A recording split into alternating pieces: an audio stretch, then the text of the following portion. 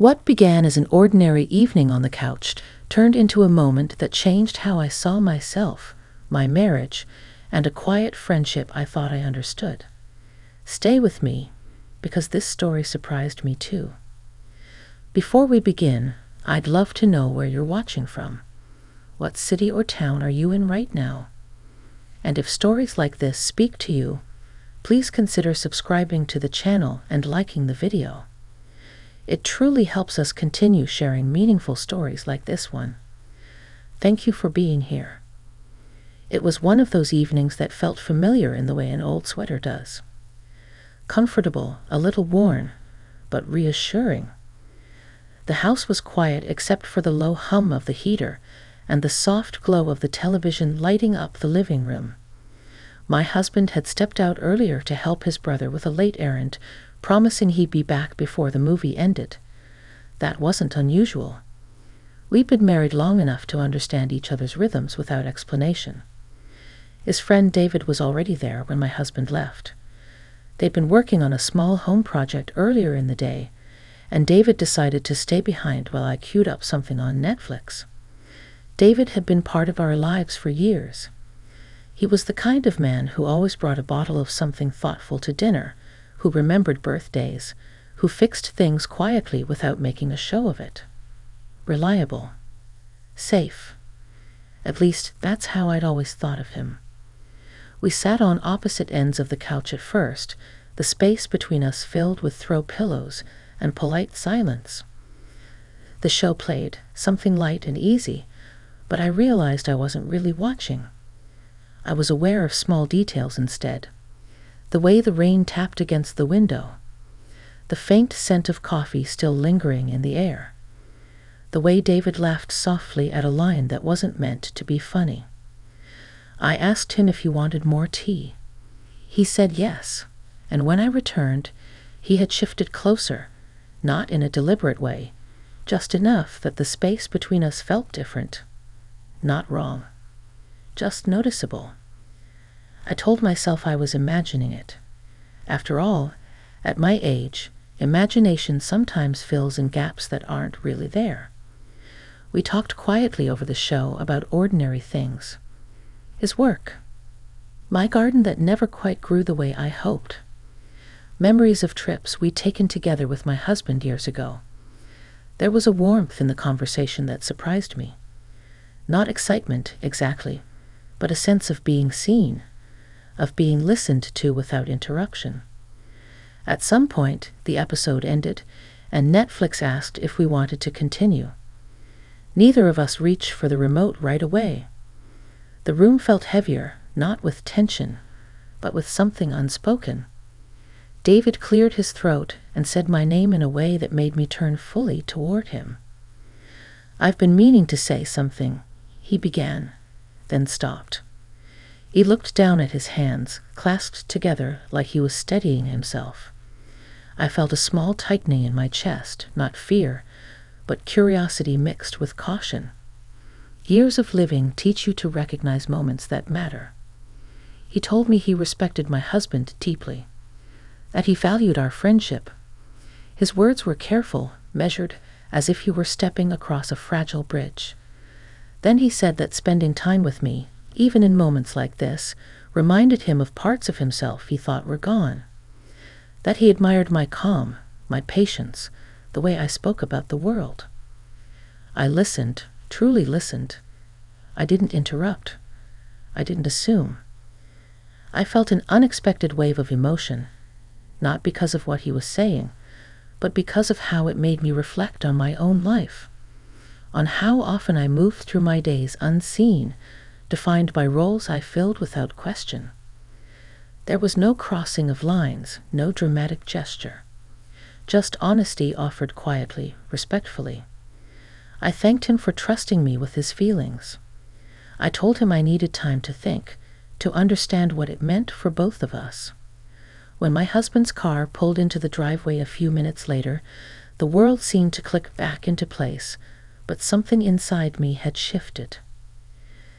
That night, after everyone went home and the house was dark, I lay awake thinking about how a simple evening had opened a door I didn't even know existed. Not to something forbidden, but to reflection. To understanding myself in a way I hadn't allowed in years. And that was only the beginning. The next morning arrived gently, the way mornings sometimes do when they carry something unresolved from the night before. Sunlight slipped through the kitchen window and landed on the worn wooden table where I drank my coffee. I watched the steam rise and disappear, thinking about how moments can do that too. Appear, linger, then fade, leaving behind questions instead of answers. My husband moved around the kitchen, humming to himself as he prepared for work. Everything about him felt familiar and grounding. The sound of his footsteps, the way he kissed my forehead before heading out the door. I felt a quiet gratitude for the life we'd built, steady and dependable. And yet, beneath that gratitude was a new awareness, like discovering an extra room in a house you've lived in for decades. When the door closed behind him, the silence returned, but it wasn't empty. David's words replayed in my mind, not as a temptation, but as a mirror. It wasn't about him, not really. It was about the part of me that had been acknowledged. I realized how long it had been since anyone had spoken to me with that kind of attentiveness, without expectation or agenda. Later that afternoon, my phone buzzed with a message from David. It was simple. He apologized if he had made things uncomfortable and said he hoped we could talk when I felt ready. I appreciated the restraint in his words. No pressure. No assumptions. Just respect. I didn't reply right away. I took a walk around the neighborhood instead, letting the familiar streets steady my thoughts. The trees were shedding their leaves, and I thought about seasons, about how people change even when they don't mean to. At this stage of life, change doesn't announce itself loudly. It arrives quietly, often disguised as reflection.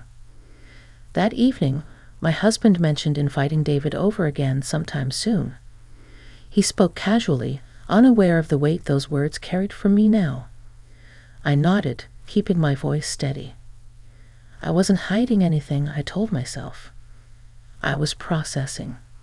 There was a difference. When David did come over a few days later, it was during the day.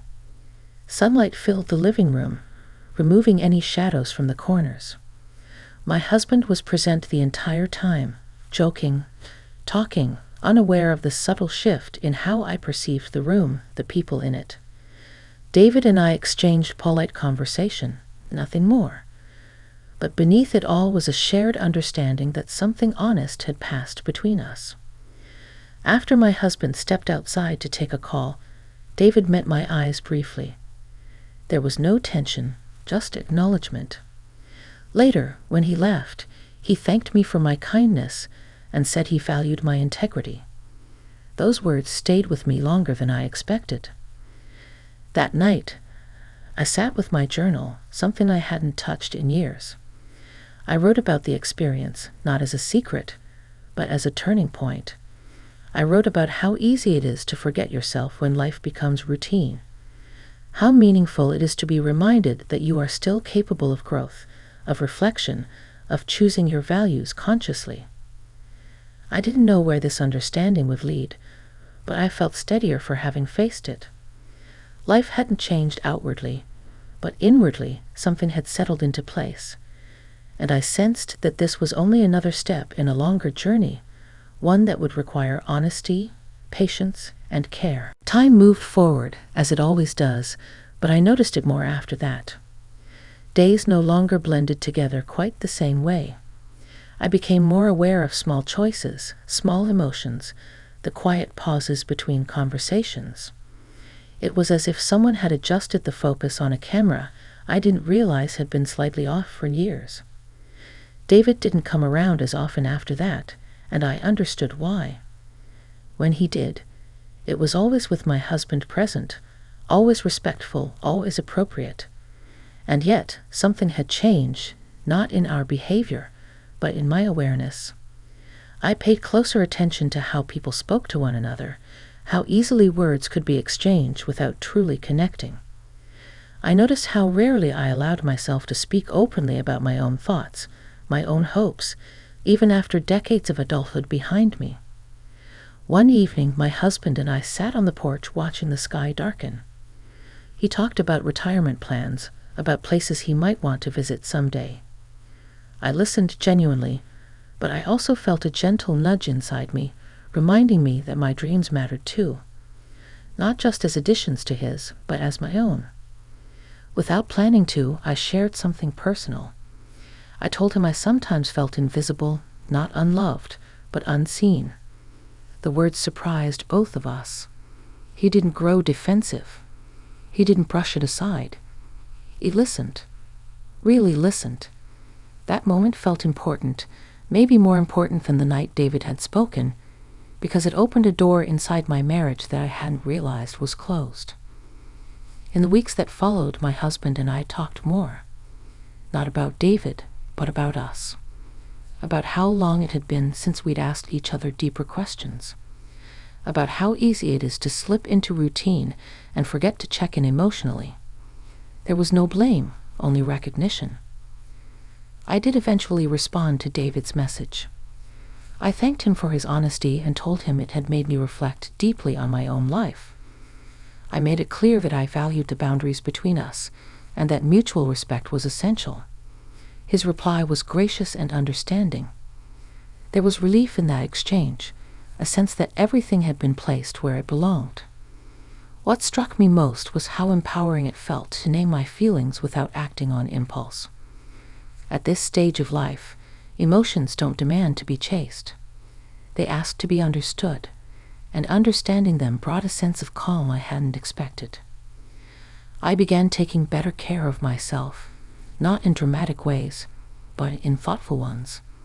Longer walks, more honest journaling, saying no when I needed to, saying yes when something genuinely mattered to me. These weren't changes anyone else would notice right away, but they mattered deeply to me. I realized that the experience hadn't been about temptation or disruption.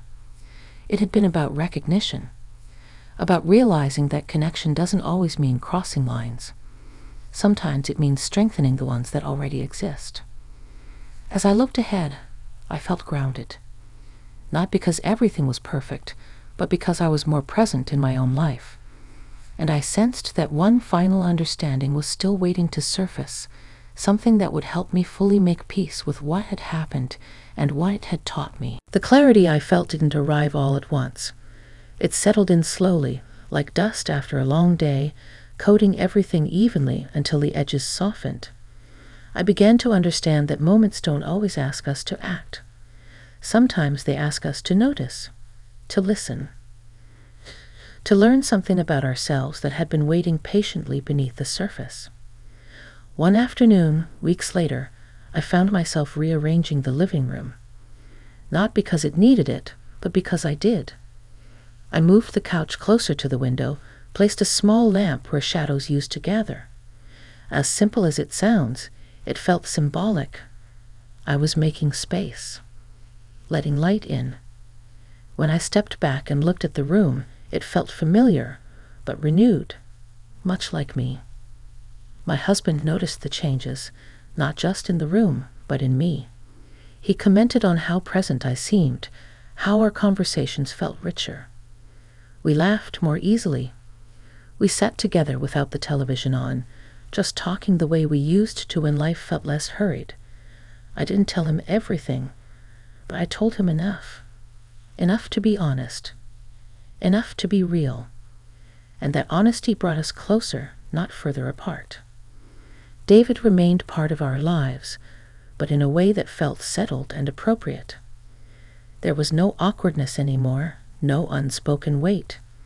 Just a quiet understanding that sometimes people come into our lives to remind us of something important, not to take something away. I felt gratitude toward him, not for what he felt, but for what his honesty had stirred within me. As months passed, I realized how much strength there is in reflection. At this age, we've already lived so many chapters. We've made choices, sacrifices, commitments. It's easy to believe the story is set, but it isn't. Growth doesn't stop just because we've reached a certain number of birthdays. It simply becomes more subtle, more intentional. I started sharing my thoughts more openly with friends, with family. I listened better too. I noticed how many people my age carry quiet questions they've never voiced. How many of us move forward on habit alone? There's comfort in habit, yes, but there's also life in awareness. Looking back, that night on the couch feels like a turning point, not because anything dramatic happened, but because something meaningful did. I saw myself clearly, not as someone defined only by marriage or routine, but as a person still capable of depth, still worthy of being heard, still responsible for choosing integrity over impulse. If there's one thing I've learned, it's this. Emotional moments don't have to lead to mistakes to be powerful. They can lead to understanding, to renewed connection, to a quieter, stronger sense of self. And sometimes the greatest growth comes not from what we do, but from what we choose not to do, and why. Now, when I sit in that same living room, watching the evening light fade, I feel at peace. Not because life is perfect, but because I'm awake to it. And that awareness, at this stage of life, feels like a gift I don't take for granted anymore.